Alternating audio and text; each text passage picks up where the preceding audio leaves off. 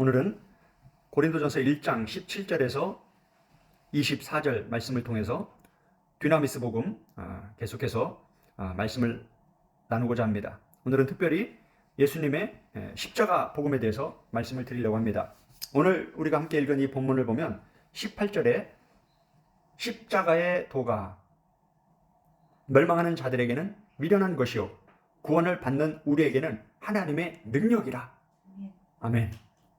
바울은 이 본문을 통해서 이 dynamis가 무엇인가, 오늘은 특별히 이 하나님의 능력, 이 dynamis가 바로 십자가의 도다, 십자가의 복음이다 라고 바울이 가르쳐준 말씀을 통해 함께 이 십자가의 도에 대해서, 이 십자가의 복음에 대해서 함께 말씀을 나누고자 합니다. 이 원문에 보면 이 십자가의 도, 이 도라는 말은 홀로고스, 요한복음 1장 1절에서 홀로고스 에나르케, 그 태초에 말씀이 계셨다. 그 말씀, 그 십자가의 말씀, 십자가의 복음, 십자가의 말씀, 예수 그리스도의 십자가, 로고스 되시는 그 예수님의 십자가.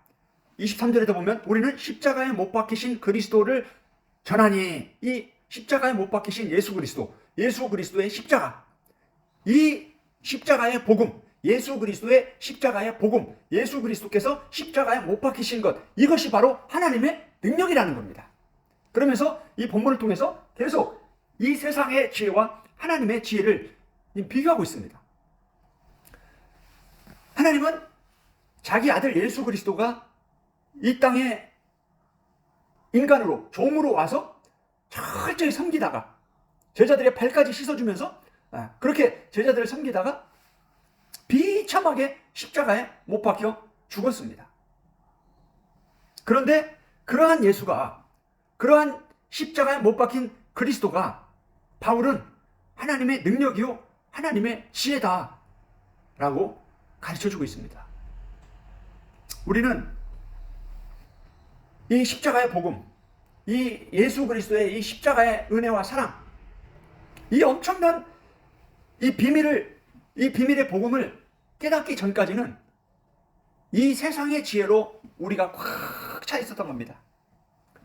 우리는 이 세상의 지혜는 끝없이 우리를 높은 자리로 나아가도록 우리를 부추깁니다. 어떻게 하면 더 높은 자리로 올라갈까? 어떻게 하면 더 높아질까? 어떻게 하면 더 크게 성공할까? 이 땅에서 바벨탑을 세우도록 끊임없이 우리의 계획과 생각과 모든 지혜와 지식을 동원해서 끝없이 높아지려고 합니다. 그게 지혜고 성공인 것입니다. 그러다 보니까 높아지기 위해서 정의도 잃어버리고, 인애도 잃어버리고, 사랑도 잃어버리는 겁니다. 다른 사람들을 짓밟고, 경쟁 회사들을, 당을, 경쟁하는 사람들을, 경쟁하는 식당을 다 깔아뭉개고, 비판하고, 거짓 증거로 무너뜨려야 내가 높아지는 겁니다. 수단과 방법을 가리지 않고 높은 데로 올라가는 겁니다. 이게 바로 세상의 지혜입니다. 그래서 어떻게 하면 더 좋은 대학에 들어갈까? 어떻게 하면 더 좋은 직장에 들어갈까? 어떻게 하면 더 이 땅에서 잘 먹고 잘 살 수 있을까? 이게 세상의 지혜, 이 세상 사람들이 추구하는 지혜로운 자들. 우리나라도 지혜자들이 이 나라를 통치하고 있습니다. 그러나 뉴스를 볼 때마다 정치인들이 어쩌면 유치원 수준도 안 되는 그러한 모습들로 늘 싸우는 모습들을 보면서 참 안타까울 때가 많습니다. 하나님의 지혜는 이 세상의 지혜와 전혀 다른 지혜에 대해서 말씀을 하고 있습니다. 하나님의 지혜는 낮아지는 겁니다.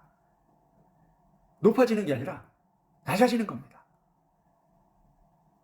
높은 자리에 앉아서 많은 사람들이 나를 섬기는 것으로 내가 기뻐하는 것이 아니라 내가 낮은 자리에 가서 섬기는 것입니다.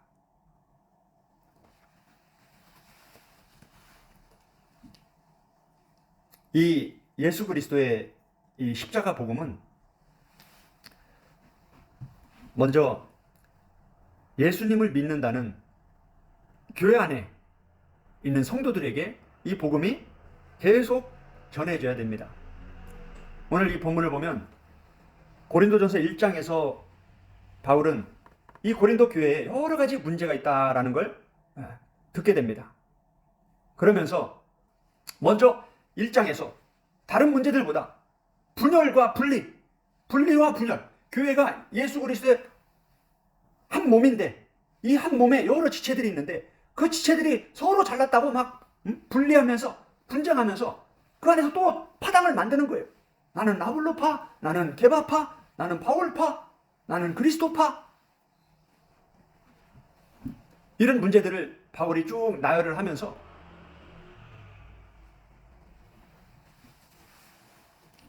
그러면서 바울이 가르치는 이 복음의 핵심은 바로 이 십자가의 복음입니다. 왜 우리가 예수님을 믿으면서 예수님을 믿음으로 교회 안에 들어와서 하나님께 예배를 드리면서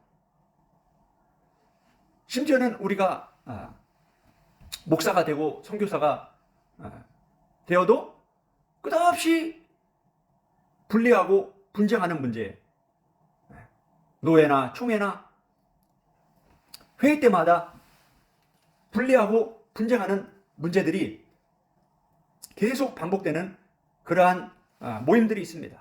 그러한 사람들이 있습니다. 그러한 교회들이 있습니다. 그러한 성도들이 있습니다. 그러한 사역자들이 있습니다. 왜 그러냐? 아직도 이 세상의 지혜가 꽉 차 있기 때문에, 이 세상의 지혜로 꽉 찬 나의 육의 사람이 아직도 계속 살아있기 때문에 그런 겁니다. 바울은 고린도전서 1장부터 이 고린도 교회의 여러 가지 문제들을 나열하면서 이 모든 문제들을 해결할 수 있는 방법은 단 하나뿐이다. 그것은 예수 그리스도의 십자가 복음이다 라고 가르쳐주고 있는 겁니다. 우리도 뉴스나 유튜브나 여러 가지 매체를 통해서 정말 충격적인 그러한 사례들을 많이 봅니다. 예수님을 믿는다고 하면서 교회 안에서 많은 사람들이 서로 싸우고, 지난번에도 어떤 분이 이런 말씀을 했습니다. 불신자를 전도해서 교회를 갔는데 그날 마침 장로님과 목사님이 예배 시작함과 동시에 그렇게 싸움을 하는 걸 봤다라는 너무나 충격적인 이런 얘기를 들었습니다. 불신자도 아니고 초신자도 아니고 장로님과 목사님이 예배 시간에 모든 성도들 앞에서 둘이 그렇게 심하게 싸운다는 것은 정말 너무나 충격적인 일입니다. 그러나 이런 일들이 자연스럽게 교회 안에서 일어나고 있는 거예요. 교회뿐만이 아닙니다. 믿는 가정들, 또한 선교단체나 여러 가지 다양한 기독교 공동체 안에서도 이러한 문제들은 고린도 교회만의 문제가 아니었다는 거예요. 지금 이 시간에도 우리 안에도 우리의 교회와 우리의 가정과 우리의 삶의 터전에서도 이런 고린도 교회와 같은 유사한 문제들은 계속되고 있다는 겁니다. 우리가 이 땅에서 살아가는 동안에는 이러한 문제들은 결코 쉽게 해결되지 않습니다. 이 문제들을 해결할 수 있는 유일한 방법은 바울은 바로 십자가의 복음이다. 이 십자가의 복음이 하나님의 능력이다. 할렐루야. 이 십자가의 복음이 성령님의 사역을 통해서 우리의 마음속에 이 십자가를 통해서 부어주신 그 놀라운 하나님의 사랑이, 바울이 로마서 5장 5절에서 기록한 것처럼 하나님의 사랑이 우리 마음에 성령으로 부어진 바 되었다.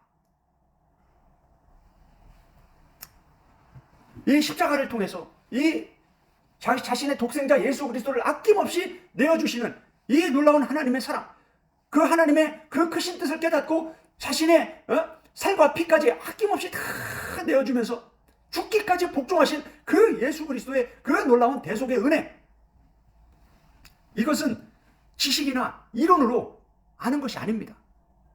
이 십자가 복음은 사람이 가르치는, 사람이 전하는 말과 지혜로, 바울이 고린도서 2장에서 계속 반복하고 있는 내 말과 지혜로 하지 아니하고 오직 성령의 나타나심과 능력으로 이 복음을 전했다고. 이 그리스도는, 이 십자가 복음은 감춰져 있기 때문에 사람의 지혜로, 사람의 말로, 글이나 말로 알 수 있는 게 아니다라는 겁니다. 오직 성령을 통해서, 할렐루야, 오직 성령님의 사역을 통해서 이 놀라운 십자가의 사랑이, 이 놀라운 십자가의 은혜가 우리 마음에 부어져야 되는 거예요. 하나님의 사랑으로, 예수님의 사랑으로 이것이 우리 마음에 부어져야 되는 겁니다. 로마서 5장을 한번 보겠습니다. 로마서 5장 5절, 소망이 우리를 부끄럽게 하지 아니함은 우리에게 주신 성령으로 말미암아 하나님의 사랑이 우리 마음에 부은 바 됨이니. 할렐루야. 네. 요한일서에서 요한은 이렇게 가르쳤습니다. 하나님은 사랑이시다. 그 사랑이 무엇이냐? 하나님은 자기 아들 독생자를 아낌없이 우리에게 대속 제물로 내어 주신 것이다. 이것이 사랑이다. 이렇게 가르쳐주고 있습니다. 하나님의 사랑이 우리 마음에 부어졌다. 이 말, 바울의 이 말은 하나님의 사랑, 그 예수 그리스도의 십자가 복음이, 그 십자가의 사랑이 우리 마음에 부어졌다. 그런데 그 사랑이 어떤 사랑이냐? 우리가 아직 연약할 때 그리스도께서 경건하지 않은 자를 위하여 죽으셨다. 8절, 우리가 아직 죄인 되었을 때 그리스도께서 우리를 위하여 죽으심으로 하나님께서 우리에 대한 자기의 사랑을 확증하셨다. 10절, 곧 우리가 원수 되었을 때 그의 아들의 죽으심으로 말미암아 하나님과 화목하게 되었을즉 화목하게 된 자로서는 더욱 그의 살아나심으로 말미암아 구원을 받을 것이니라. 아멘.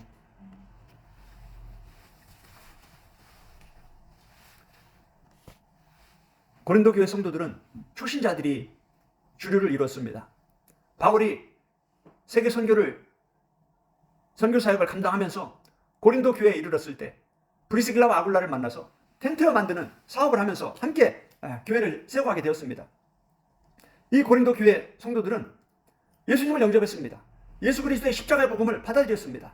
그러나 아직 영적으로 어리기 때문에 고린도서 3장에서 바울이 가르치는 것처럼 3장 1절을 보면, 형제들아 내가 신령한 자들을 대함과 같이 너희에게 말할 수 없어서 육신에 속한 자 곧 그리스도 안에서 어린아이들을 대함과 같이 하노라. 내가 너희를 젖으로 먹이고 밥으로 아니하였노니 이는 너희가 감당하지 못하였음이거니와 지금도 못하리라. 너희는 아직도 육신에 속한 자로다. 너희 가운데 시기와 분쟁이 있으니 어찌 육신에 속하여 사람을 따라 행함이 아니리요. 할렐루야. 명확한 답을 바울은 아주 구체적으로, 아주 세밀하게 가르쳐주고 있습니다. 왜 이렇게 많은 사람들이 교회 안에서 예수님을 믿는다고 하면서 끊임없이 이렇게 분리와 분쟁, 시기와 다툼이 이 끝이 없냐? 다른 것이 아닙니다. 영적으로 어리기 때문입니다. 성경에 기록된 이 많은 말씀들 중에서 초보적인 저세 말씀만 먹기 때문입니다. 정말 두렵고 떨리는 이러한 밥의 말씀들, 하나님의 엄중하신, 아주 준엄하신 그러한 심판의 말씀들을 깨닫지 못하기 때문에 오만방자하게 예수님의 몸된 교회 안에서 바울은 로마서에서 어떻게 얘기하고 있습니까? 그리스도께서 대신하여 죽으신 이 형제를 함부로 대하는 것은 하나님의 심판대 앞에 설 일이다. 이런 말씀들을 우리가 깨닫게 되면, 말씀은 하나님이십니다. 말씀은 능력이에요. 말씀은 살아서 통치하는 겁니다. 통치. 그것이 바로 하나님의 나라예요. 하나님의 말씀하셨음에도 불구하고 끊임없이 우리가 그 말씀을 무시하고 외면하고 거부하고 내 마음대로, 내 성질대로, 내 육의 소욕대로, 내 옛 자아가 추구하고 욕망하는 그대로 행하는 것은 성령을 따라 살아가는 것이 아니라 마귀를 따라 살아가는 것입니다. 바로 갈라디아서 5장에서, 로마서 8장에서 바울이 아주 구체적으로 가르쳐주는 그러한 놀라운 말씀들입니다. 이러한 문제들은 끊임없이 육에 속한 일입니다. 육신을 따라 행하는 겁니다. 왜 그러냐? 바로 육신에 속한 자, 그리스도 안에 있지만 어린 아이이기 때문인 겁니다. 그래서 바울은 어떻게 이 영적 어린아이에서 영적으로 장성한 이 신령한 자로 성장해 갈 수 있는가? 그것은 바로 예수 그리스도의 복음의 말씀을 통해서 우리가 성장해 갈 수 있습니다. 그래서 바울은 사도행전 20장에서 내가 밤낮으로 눈물로 각 사람을 훈계하였다. 그것은 그 말씀이 너희를 세워가기 때문이다. 사도행전 20장 30절, 31절에서 이렇게 말씀하고 있습니다. 우리가 영적으로 성장할 수 있는 것, 우리를 세워가는 것은 말씀입니다. 말씀인데 맨날 초보적인 저세 말씀만 가르치면 30년, 50년 교회 다녀도 목사가 되고 선교사가 되고 신학 박사가 돼도 어린아이 단계를 절대 넘어서지 못합니다. 성경은 어린아이들이 먹는 저세 말씀에서부터 장성한 자들이 먹어야 되는 아주 단단한 말씀, 어렵고 힘들고 아주 부담스러운 이런 말씀들까지 가득 기록되어 있는데 성경을 전체를 먹으려고 하지 않고 부분적인 말씀들만 먹게 되면 절대 영적으로 성장할 수 없습니다. 정말 이 십자가 복음이 우리에게 요구하고 있는 그러한 합당한 열매들을 맺을 수가 없습니다. 여전히 예수 믿는다고 하면서 끊임없이 싸우고 시기하고 질투하고 분리하고 국회나 세상 사람들이 모이는 세상의 모임이나 그리스도인들이 목회자들이 모이는 노회나 총회나 교회 회의에서도 똑같은 모습들이 드러난다면 그리스도가 없는 겁니다. 요한계시록을 통해서 예수 그리스도가 교회의 목회자들을 붙잡고 계시고 교회 사이를 거닐고 계신다라고 말씀하고 있습니다. 교회는 예수님이 계신 곳입니다. 교회는 예수님의 몸이에요. 교회의 머리는 예수님입니다. 그런데 어떻게 교회에서 그렇게 함부로 싸우고 분리하고 분쟁하고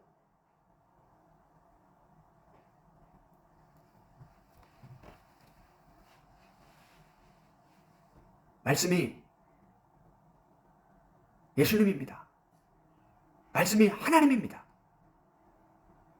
교회는 세상과 전혀 다른 곳입니다. 그리스도인은 비그리스도인과 전혀 다른 존재입니다. 겉으로 볼 때는 똑같습니다.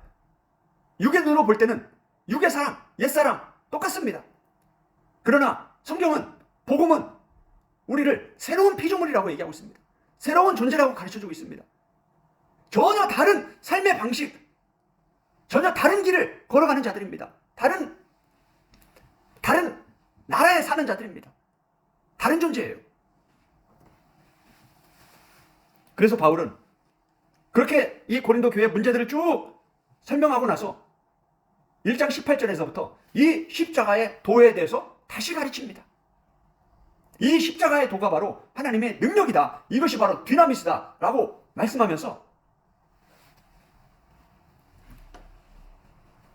너희들은 다시 십자가의 복음을 들어야 된다. 너희들은 계속 십자가의 복음을 들어야 된다. 언제까지? 그 모든 시기와 질투와 분리와 분쟁과 모든 세상의 지혜로 굳어진 그 악한 어둠의 흑암의 세력들이 역사하는 그 모든 견고한 진들이 무너질 때까지 계속 십자가의 복음을 들으면서 영적으로 성장해 가면서 변화되어야 된다. 그러지 아니하면 계속해서 교회 안에서 이러한 문제들이 끊임없이 반복될 것이다 라는 겁니다. 우리의 모습도 마찬가지입니다. 교회는 불신자들도 들어오는 겁니다. 예수님을 믿지 않는 사람들이, 불신자들이 그렇게 분리하고 분쟁하고 세상의 방식대로 세상 것들을 가지고 막 자랑하고 그렇다면 별로 문제가 없습니다. 당연한 거죠. 세상 사람들이니까.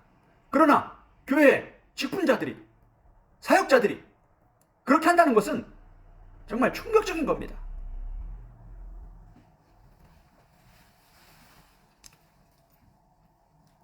우리가 영적 종합 검진이 너무나 중요합니다. 바울은 이 십자가의 복음은 누군가에게는 미련한 것이라고 가르쳐주고 있습니다. 18절 다시 읽으면 십자가의 도가 멸망하는 자들에게는 미련한 것이요 구원을 받는 우리에게는 하나님의 능력이다 라고 가르쳐주고 있습니다. 이 십자가의 복음은 누군가에게는 미련한 것입니다. 그러나 누군가에게는 엄청난 능력이 되는 겁니다.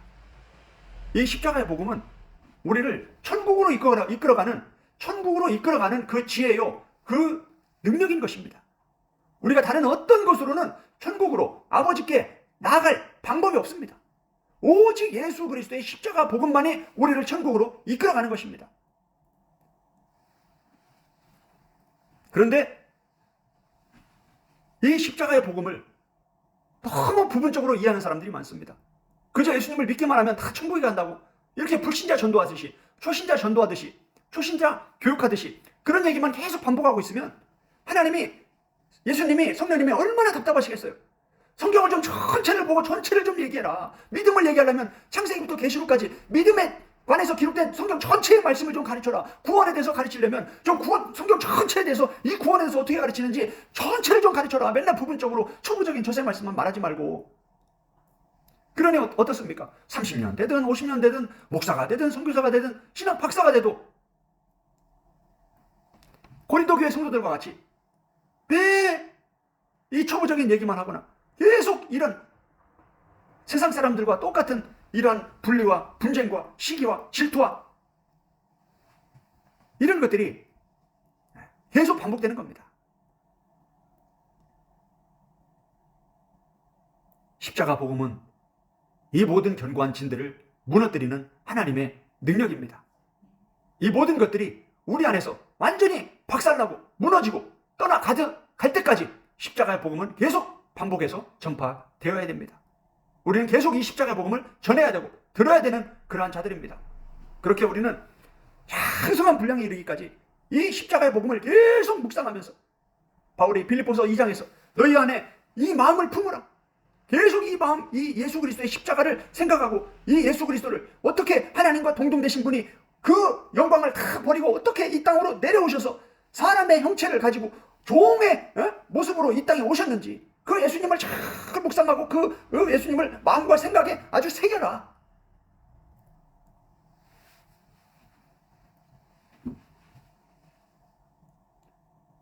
그것이 바로 그리스도인이 되는 겁니다.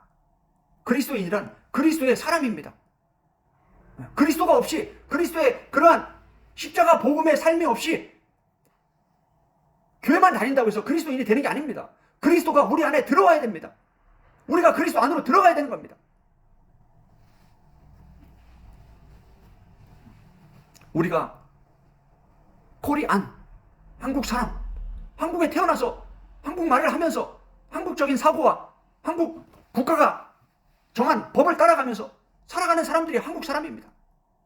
그리스도인이란 그리스도의 사람인 거예요. 그리스도가 왕이고 그리스도의 법을 따라서 그리스도의 통치 안에서 그리스도를 본받으며 닮아가면서 그리스도가 걸어가신 그 길을 걸어가는 자들이 그리스도인입니다.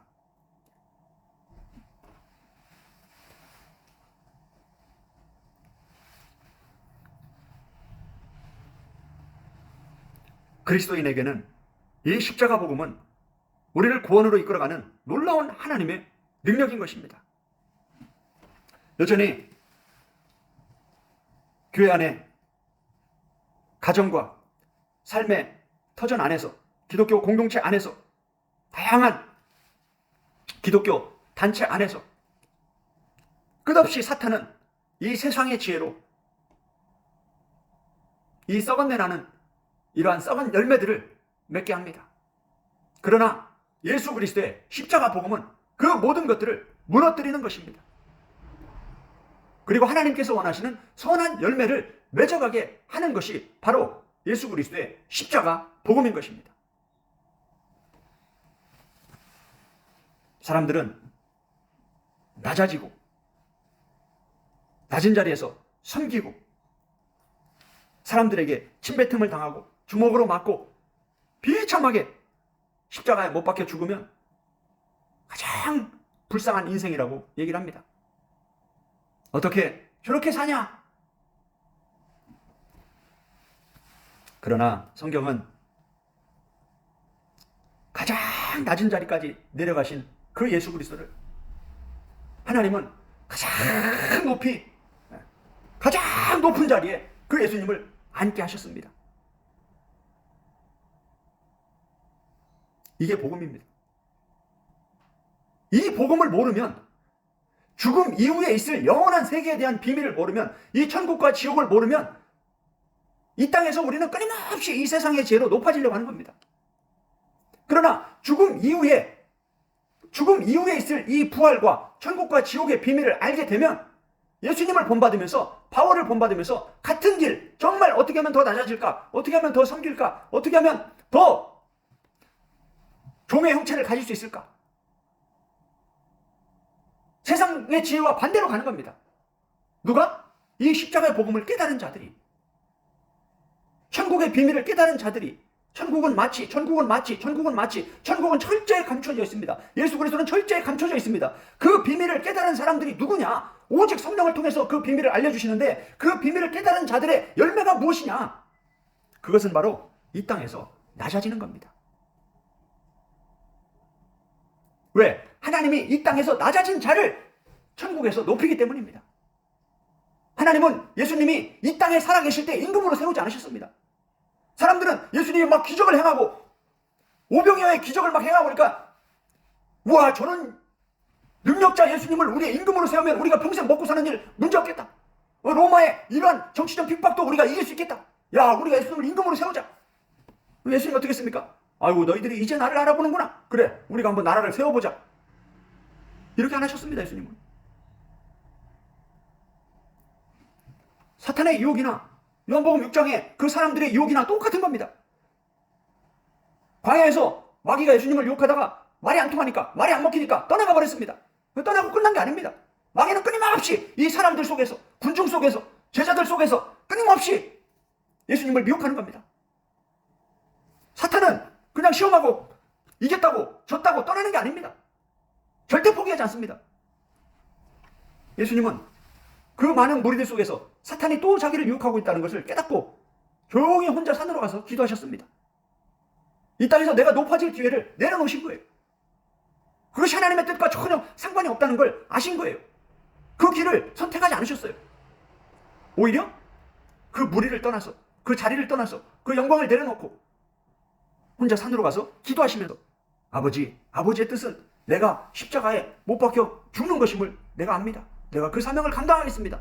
나에게 담대함을 주시고 죽기까지 복종해서 그 사명을 감당할 수 있도록 나를 도와주세요. 이게 예수님의 기도였습니다.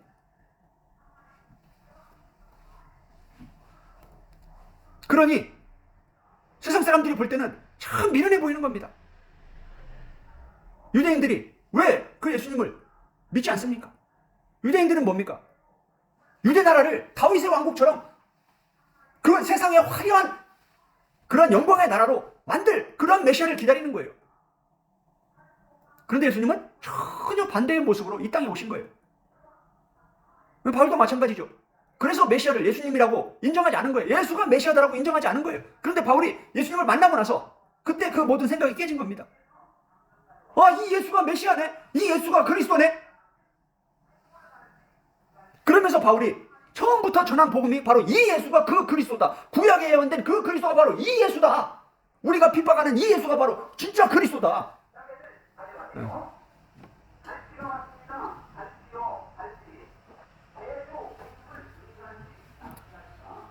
그 미련하게 보이던 그 십자가의 복음이 성령님의 사역을 통해서 우리 마음에 부어질 때 눈이 떠지는 겁니다. 할렐루야.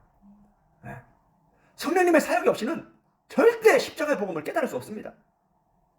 아무리 교회를 50년, 100년 다녀도 목사, 박사, 박박사가 돼도 성령님이 사역하지 않으면 절대 십자가의 복음을 깨닫지 못합니다.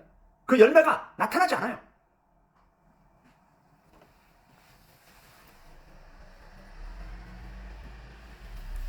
이론으로 지식으로 하는 것은 한계가 있습니다.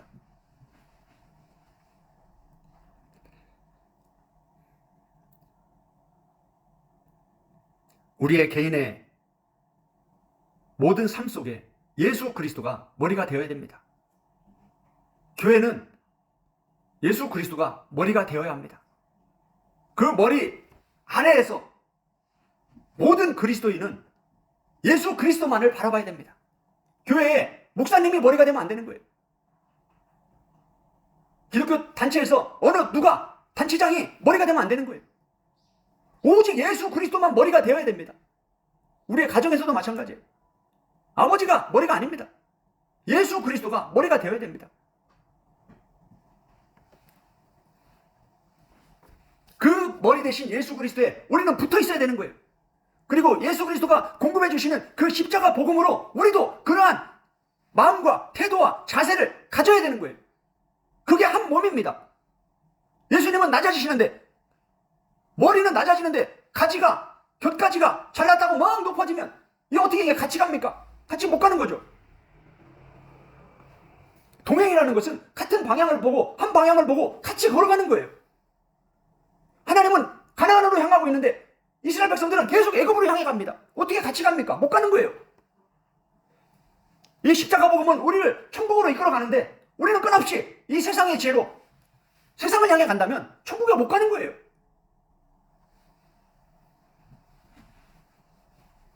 성경 전체를 진지하게 읽어보면 이런 복음들이 계속 반복해서 기록되어 있는 것을 우리가 보게 됩니다. 이 사람이 중심이 돼서 세상에 미련한 이 세상의 지혜로 이 땅에서 무언가 성공해 보려고 높은 자리에 올라가 보려고 애쓰며 몸부림치는 이러한 것들은 창세기 11장에서 나오는 바벨탑을 쌓는 것과 같은 겁니다. 바벨탑을 쌓는 것을 보면 참 놀랍습니다. 하나님의 말씀이 하나도 없습니다. 사람들이 말하기 시작하면서 야 우리가 예수 그리스도가 없습니다. 말씀이 없습니다. 야 우리가 한번 이거 해보자. 야 우리가 한번 이거 해보자. 우리가 한번 이거 해보자. 하나님은 야 우리가 가서 저거 싹 무너뜨리자. 싹 허물어버리자. 언어를 다른 언어를 줘가지고 아예 의사소통이 안 되게 해버리자. 이게 인본주의의 뿌리입니다. 창세기 11장이 이 인본주의의 뿌리예요. 우리가 예수님을 믿는다고 하면서도 끊임없이 교회 안에서도 끊임없이 사람이 중심이 돼서 사람의 이름이 사람의 목소리가 사람이 높아지는 거예요. 자꾸 내가 머리가 되려고 하고 내가 무언가 좌지우지하려고 하고 이 모든 것들은 그 배후에 사탄이 역사하는 겁니다. 성령님은 그렇게 일하지 않으십니다. 성령의 열매는 명확하게 기록되어 있고 어떻게 우리가 성령의 인도함을 받아야 하나님의 아들이라고 로마서 8장에서 기록하고 있는데 너희가 육신대로 살면 반드시 죽을 것이요 영으로서 몸의 행실을 죽이면 그리하면 살 것이다. 성령의 인도하심을 받는 자들이 하나님의 아들이다. 너희는 성령을 따라 행하라. 육체의 소욕은 이러하니 이 육체의 소욕과 성령이 서로 대적함으로 너희가 원하는 것을 하지 못하게 한다.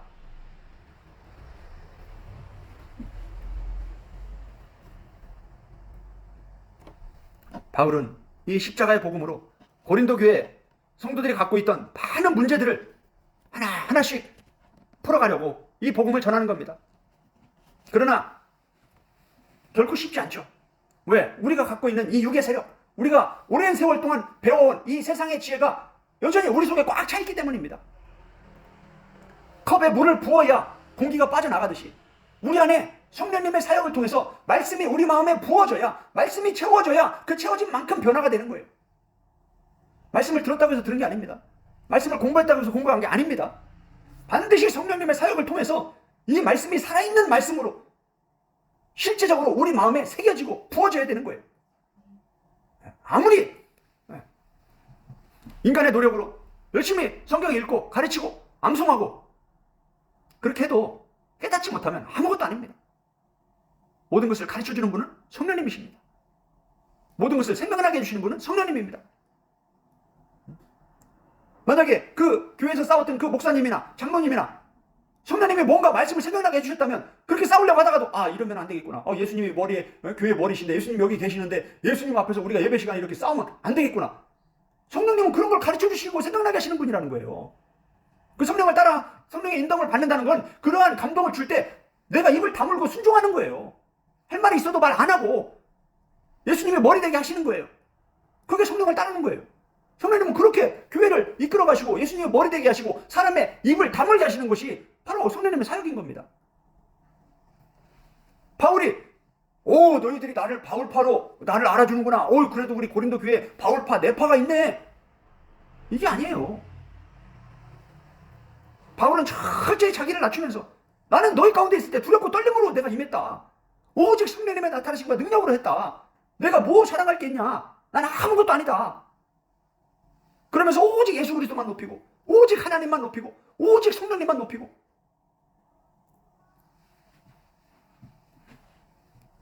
이게 예수님의 교회인 겁니다. 이러한 교회가 진짜 예수님의 교회예요. 교회 간판 걸었다고 예수님의 교회가 아닙니다. 교회라는 이름을 걸어놓고 사탄을 숭배하는 교회들이 얼마나 많습니까? 지금 전 세계에서. 참 끔찍한 일입니다. 교회라고 해서 다 교회가 아닙니다. 교회 안에 있다고 해서 다 천국 가는 게 아닙니다.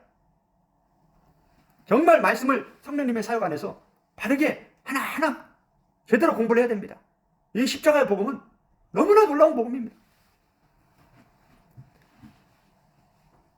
요한일서 4장을 보겠습니다.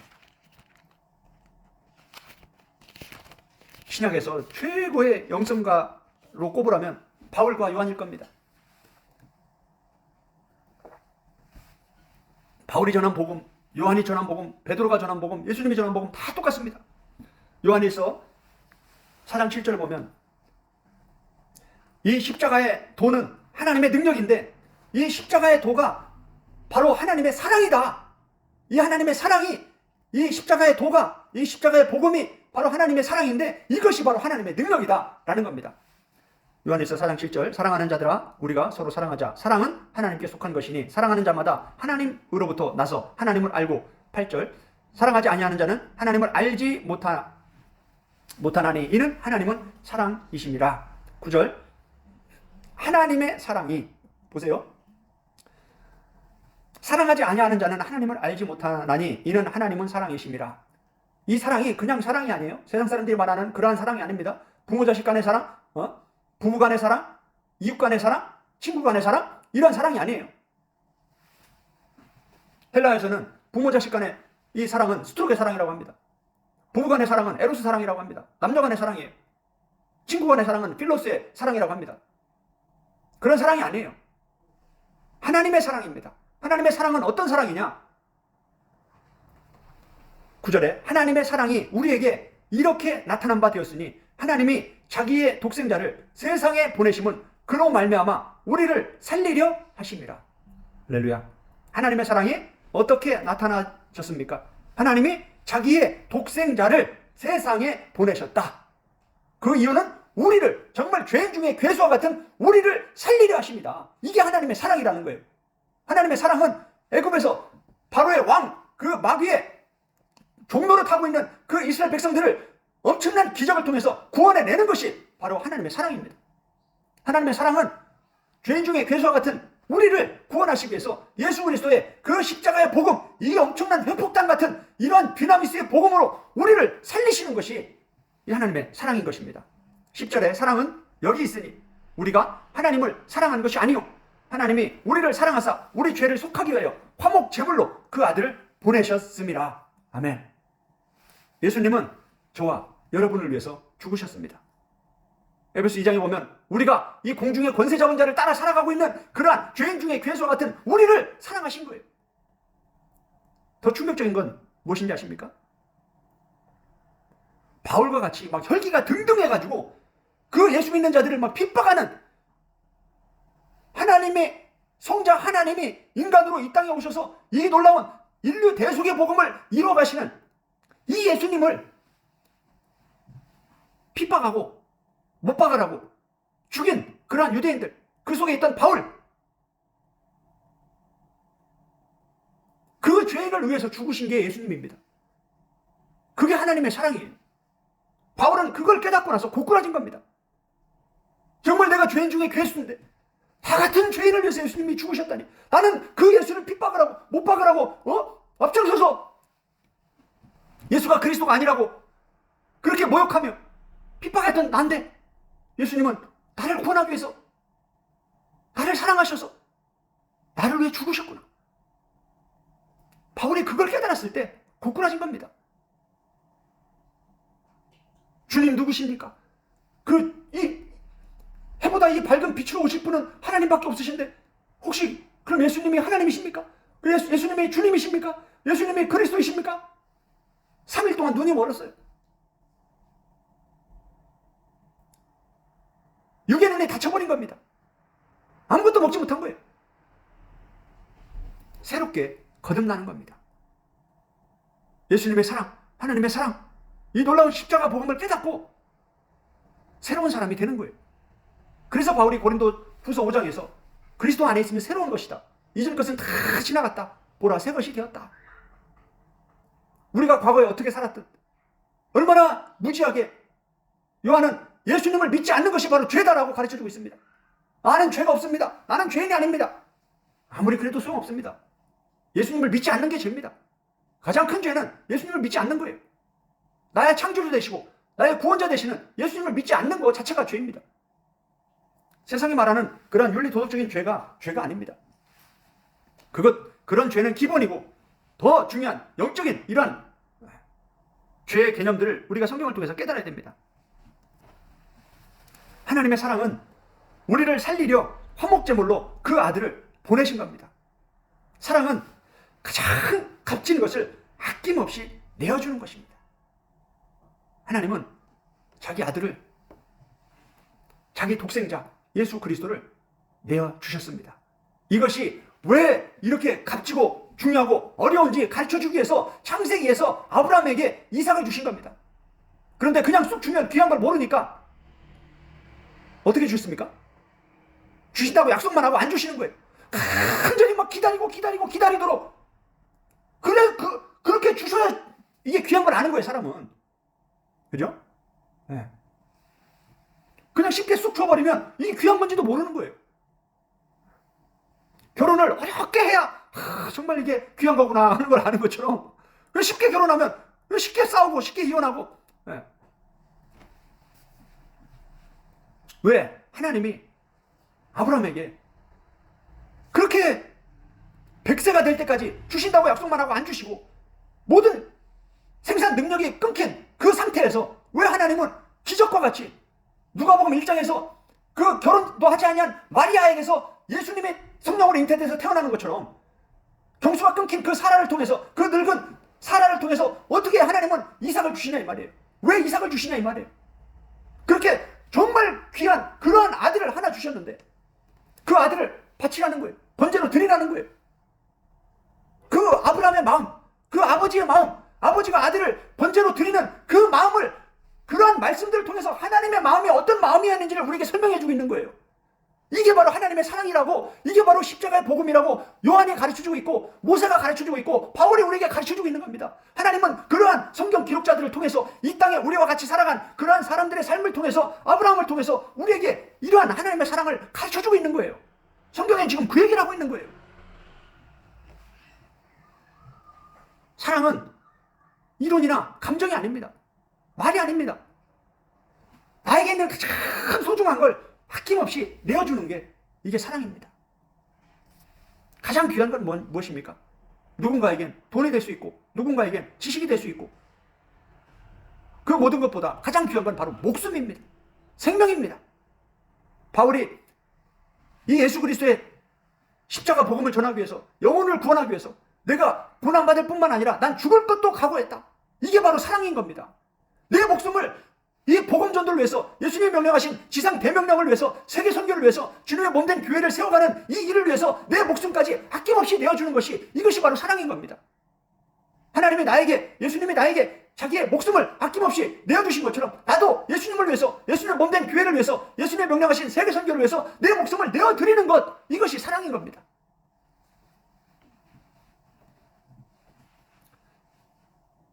하나님은 우리에게 가장 값진 것을 내어주셨습니다. 할렐루야. 우리도 하나님께 아낌없이 우리의 모든 것을 다 내어드려야 되는 거예요. 사랑은 일방적인 사랑이 가장 비참한 사랑인 겁니다. 사랑은 기브 앤 테이크가 돼야 되는 거예요. 쌍방의 사랑이 돼야 되는 겁니다. 한쪽 사람만 낮아지고 희생하고 헌신하면 그 부부의 관계는 얼마나 비참한 관계입니까? 예수님은 낮아지시는데 우리가 높아지면 예수님과 우리의 관계가, 예수님과 교회의 관계가 얼마나 비참합니까? 예수님이 낮아지면 우리도 낮아져야 되는 거예요. 하나님이 우리를 사랑하시면 우리도 하나님을 사랑해야 되는 거예요. 이 복음은 양면의 복음인데 우리는 자꾸 우리의 역할, 우리가 해야 될 거는 뒤로 하고 하나님만, 예수님만, 예수님의 십자가만 높이니까 이게 반쪽 복음이 되는 겁니다. 바울이 뭐라고 했습니까? 고린도후서 5장 15절에서 그가 우리를 위해 죽으심은 다시는 우리가 우리 자신을 위해 살지 않고 우리를 위해 죽었다가 살아나신 그분 예수 그리스도를 위해서 우리가 살게 하려 합니다. 할렐루야. 이 십자가 복음은 예수님이 우리를 위해 죽으셨다는 이 복음으로 끝나면 안 되는 겁니다. 반드시 우리가 예수님을 위해서 죽어야 되는 거예요.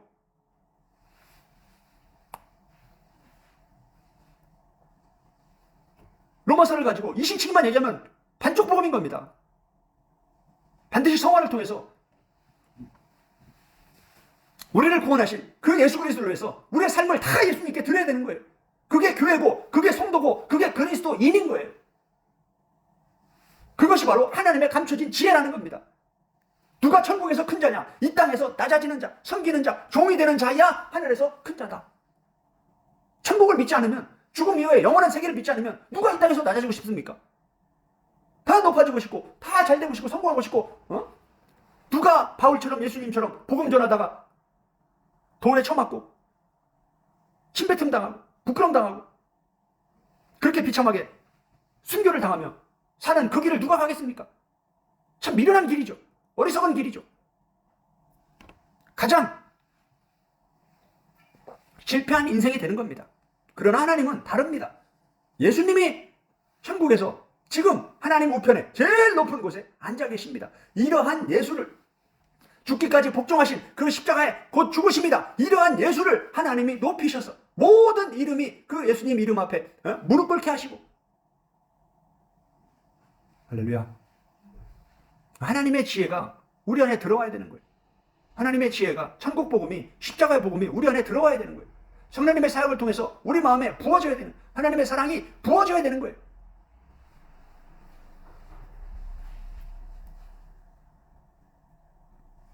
하나님의 사랑은 이 놀라운 하나님의 능력이라고 말씀하면서 하나님이 우리를 그렇게 사랑하신 것처럼 우리도 서로 사랑해야 된다라고 가르쳐주고 있습니다. 요한일서 우리가 4장 7절에서 10절까지 읽었습니다. 그 다음에 11절이 바로 이런 말씀입니다. 사랑하는 자들아, 하나님이 이같이 우리를 사랑하셨은즉 우리도, 나오죠? 하나님이 이같이 우리를 사랑하셨은즉 우리도 서로 사랑하는 것이 마땅하도다. 아멘. 내가 너희들의 발을 씻어준 것 같이 너희들도 발을 씻어줘라. 내가 너희들을 섬긴 것 같이 너희들도 섬겨라. 섬기는 자가 되어야, 하늘에 미리 땅에 떨어져 죽어야 많은 열매를 맺듯이, 누군가 정말 밤낮으로 말씀을 연구하면서 말씀을 파고 말씀을 주야로 묵상하면서 헌신하는 자가 있어야 그 안에서 금과 은과 보석과 같은 말씀이 선포되는 겁니다. 각자 자기의 역할을 감당하면서 자기의 일을 하는 거예요. 머리가 있고 몸에 여러 지체가 있는데 각자 자기의 역할이 있다는 겁니다. 손은 자기 손의 역할이 있고 눈은 자기 눈의 역할이 있다는 거예요. 자기 역할을 신실하게 감당하면 되는 겁니다. 그 일을 위해서 내 목숨을 아낌없이 내어주는 거예요. 이게 사랑이에요.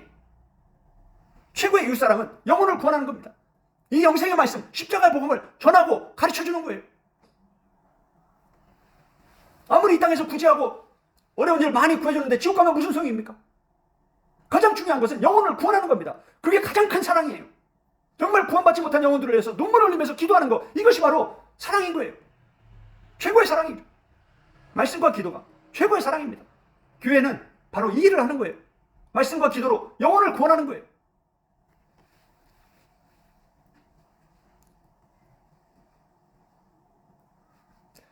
요한일서 4장 16절에서는 하나님이 우리를 사랑하시는 사랑을 우리가 알고 믿었노니 하나님은 사랑이시다. 사랑 안에 거하는 자는 하나님 안에 거하고 하나님도 그의 안에 거하시느니라. 아멘. 하나님의 사랑은 아는 것이고 믿는 것입니다. 이 안다라는 것은 단순히 지식과 이론으로 아는 것이 아닙니다. 성령님의 사역을 통해서 이 감춰진 비밀이 깨달아지는 겁니다. 믿는다는 것은 내 삶을 통해서 행함이 있는 믿음, 참된 믿음, 살아있는 믿음으로 그 열매가 나타난다는 겁니다.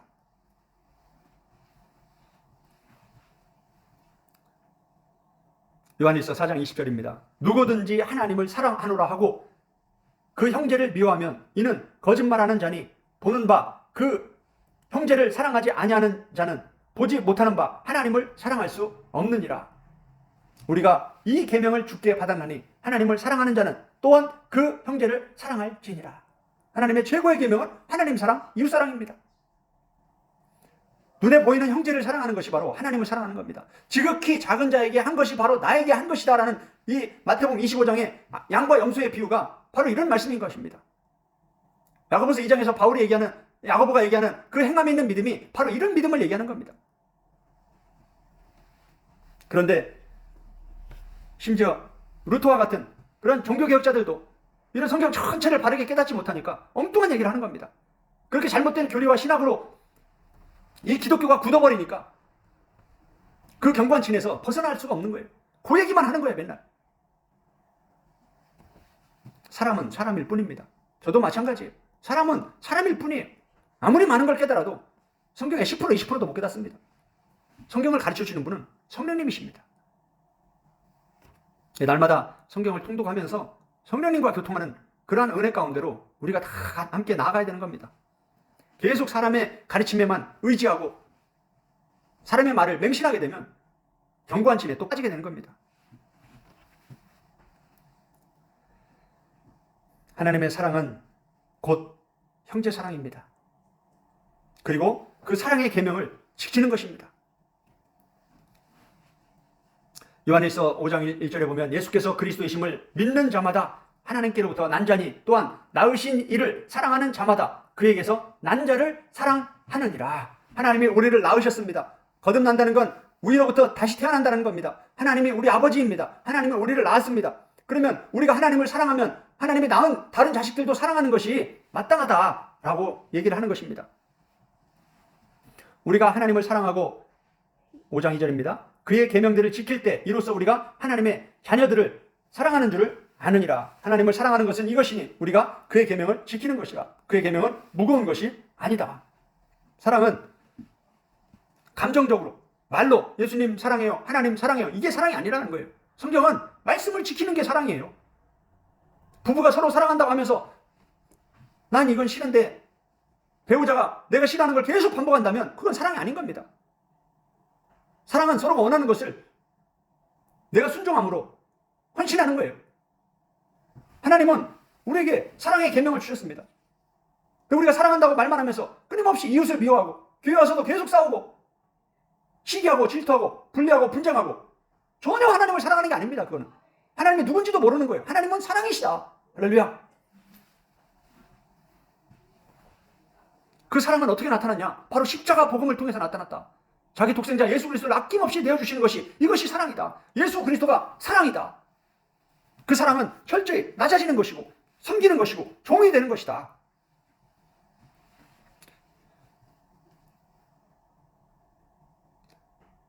성경은 계속해서 이 모든 복음들을 통해서 심판과 연결하고 있습니다. 요한일서 4장 17절 이로써 사랑이 우리에게 온전히 이루어진 것은 우리로 심판날에 담대함을 가지게 하려 함이니 주께서 그러하신 것 같이 우리도 이 세상에서 그러하니라. 사랑 안에 두려움이 없고 온전한 사랑이 두려움을 내어쫓나니 두려움에는 형벌이 있음이라. 두려워하는 자는 사랑 안에서 온전히 이루지 못하였느니라. 최고의 능력은 하나님 사랑, 이웃 사랑입니다. 어떻게 하나님을 사랑하고 이웃을 사랑할 수 있는가? 십자가의 복음을 깨달아야 됩니다. 어떻게 십자가의 복음을 깨달을 수 있는가? 오직 성령님의 사역을 통해서 깨달을 수 있는 겁니다. 십자가, 예수 그리스도의 십자가 복음은 교회 안에 있는, 그리스도 안에 있는 모든 문제들을 무너뜨리는 하나님의 능력입니다. 할렐루야.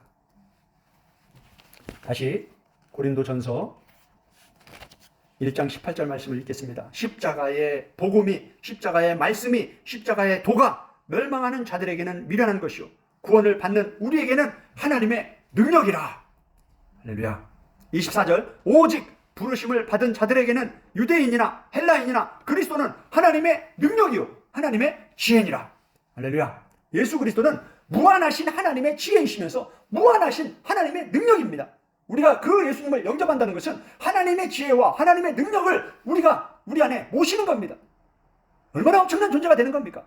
그게 바로 하나님의 자녀가 되는 권세인 것입니다. 아직도 고린도 교회와 같이 우리의 교회들 안에, 우리의 가정들 안에 이런 많은 문제들이 풀어지지 않는가? 혹시 그렇고 있다면 답은 무엇입니까? 십자가의 복음입니다. 예수 그리스도가 답인 것입니다. 할렐루야. 우리가 다 우리의 교만함과 세상의 지혜와 모든 세상의 방법들을 내려놓고 말씀 안으로, 예수 그리스도 안으로, 예수 그리스도의 십자가 복음 안으로 우리가 점점 더 깊이 들어가야 되는 겁니다. 그럴 때 성령님의 사역 안에서 우리가 변화되는 겁니다. 하나하나씩 한 단계 한 단계 성장해 가는 것입니다. 예수 그리스도를 본받으며 그 길을 따라가는 것이 능력입니다. 종이 되는 것, 사랑으로 섬기는 것, 십자가에서 죽는 것, 이것이 능력입니다. 최고의 능력입니다. 예수 그리스도의 몸된 교회를 세워가고 세계 선교를 위해서 내가 종이 되는 것, 사랑으로 섬기는 것, 십자가에서 죽는 것, 이것이 최고의 능력입니다. 우리 시간 함께 성령님의 사역 안에서 예수 그리스도의 십자가의 복음을, 하나님의 사랑을 묵상하면서 성령님과 깊이 1대1로 교제하는 영의 기도로 나아가는 시간을 갖도록 하겠습니다. 시간 함께 기도하겠습니다.